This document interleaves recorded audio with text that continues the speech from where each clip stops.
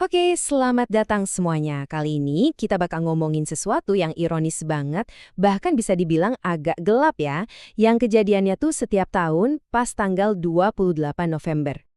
Jadi pertanyaannya gini, gimana ceritanya hari yang harusnya kita rayain buat nanem kehidupan baru buat bumi, malah jadi hari bencana buat warganya? Ini kan aneh banget ya, kayak paradoks gitu. Bikin penasaran, tapi juga bikin resah. Dan angkanya bukan main-main loh, 34.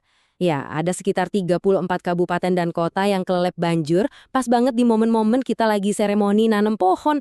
Angka ini tuh kayak bukti nyata kalau ada yang salah banget di sini. Oke, kita masuk ke bagian pertama nih, yang judulnya aja udah lelucon gelap.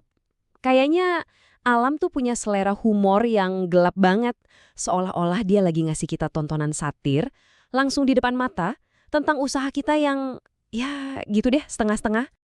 Nah, coba deh perhatiin kutipan ini. Kontrasnya itu dapat banget.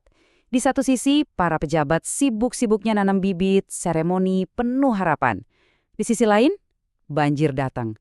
Sebagian wilayah diselamatkan dari kekeringan. Ya, diselamatkan sama banjir. Penyelamatan yang jelas, nggak ada yang mau kan? Nah, ini dia. Kenapa sih perayaan ini rasanya jadi kayak ritual tahunan yang aneh? Kayak siklus yang diulang-ulang terus tiap tahun, tapi hasilnya gitu-gitu aja. Nggak ada yang benar-benar berubah. Prosesnya itu udah ketebak banget, kayak nonton drama yang skenarionya sama terus. Pertama, pejabatnya nanam bibit, cek. Terus, relawan siap-siap buat foto-foto, cek. Jurnalis datang buat ngeliput, cek. Terus warganet di medsos muji-muji, cek. Kelihatannya kan sempurna banget ya di permukaan. Dan disinilah klimaksnya. Di tengah semua seremoni yang bagus-bagus tadi, tamu yang paling setia, yang nggak pernah diundang tapi selalu datang, muncul. Siapa lagi kalau bukan banjir? Dia datang seolah-olah mau bilang, kejutan, aku kembali. Dan mau ngingetin kita kalau semua pertunjukan ini nggak cukup buat ngelawan dia. Oke, sekarang coba kita bayangin ini kayak sebuah dialog atau mungkin pertarungan ya. Di satu sisi ada kita, manusia, dengan semua upacara dan seremoninya. Nah, di sisi lain ada alam yang punya logikanya sendiri. Jelas banget ini pertarungan yang skalanya nggak seimbang. Dan ini suara kita semua kan? Suara masyarakat yang bingung dan frustrasi. Pertanyaannya selalu sama tiap tahun. Kenapa sih tiap tahun banjir terus? Udah ada usaha, tapi kok ya tetap aja datang lagi, datang lagi? Dan alam pun ngejawab. Jawabannya tuh simple, logis, tapi nusuk banget. Karena tiap tahun hutan yang hilang itu jauh lebih banyak daripada pohon yang kalian tanam. Jelek. Bener-bener nunjukin kalau kita ini kalah hitung-hitungan.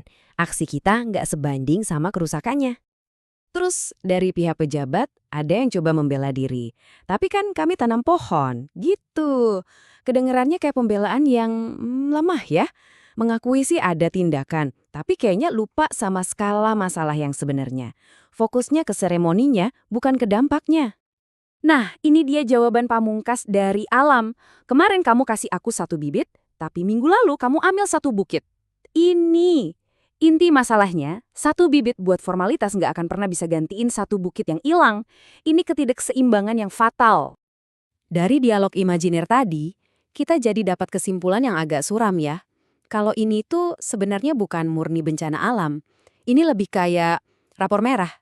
Rapor merah hasil ujian kita manusia dalam ngejaga amanah yang dikasih ke kita. Lihat aja perbandingannya. Janjinya apa, realitanya apa. Janjinya mitigasi bencana, realitanya anggaran yang dipotong.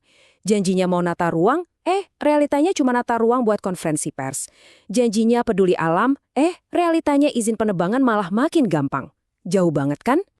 Sampai ada yang bilang begini, kalau bumi ini punya mata, ia pasti sudah rolling eyes sampai rotasinya melambat. Ini kalimatnya lucu, tapi tajam banget ya. Saking absurdnya situasi ini, kalau bumi bisa berekspresi, mungkin dia udah capek banget muter-muterin bola matanya lihat kelakuan kita. Oke, sekarang kita coba lihat dari sudut pandang yang lebih dalam lagi ya. Gimana kalau musibah ini sebenarnya bukan cuma soal fenomena alam? Gimana kalau ini sebuah peringatan? Peringatan dari langit. Ini jadi pertanyaan buat kita renungin bareng-bareng. Banjir ini ujian dari Tuhan atau hasil ujian kita sebagai manusia yang nilainya merah? Kita kan sering ya kalau ada apa-apa bilangnya ini ujian. Tapi gimana kalau sebenarnya ini ya cerminan dari kegagalan kita sendiri? Hasil ujian kita ngejaga bumi dapat nilai merah. Bahkan di dalam Al-Quran pun udah dijelasin dengan gamblang siapa yang bertanggung jawab. Telah tampak kerusakan di darat dan di laut disebabkan karena perbuatan tangan manusia. Jelas banget kan? Ulah tangan manusia. Bukan salah cuaca, bukan salah takdir semata. Ayat ini benar-benar ngembaliin tanggung jawab itu ke pundak kita. Jadi solusinya tuh ternyata bukan cuma soal teknis, tapi lebih ke hal yang fundamental. Ini soal mengubah cara kita mikir. Seharusnya tata kelola alam itu ngikutin aturan dari Sang Pencipta.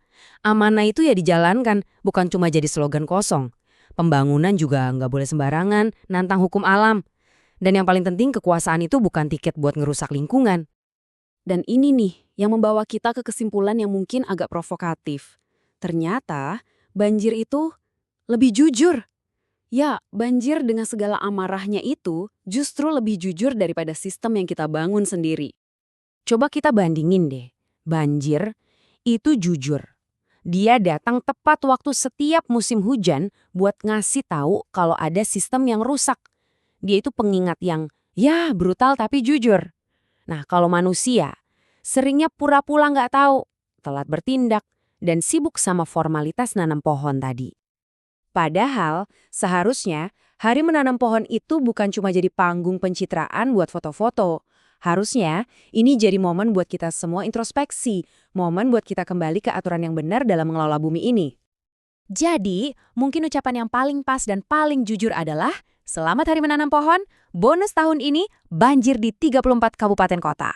Ironis banget ya, sebuah bonus tahunan yang datang bukan karena prestasi, tapi justru karena kelalaian kita. Dan selama seremoni masih lebih penting dari aksi nyata, bonus yang menyakitkan ini kayaknya bakal terus kita dapat.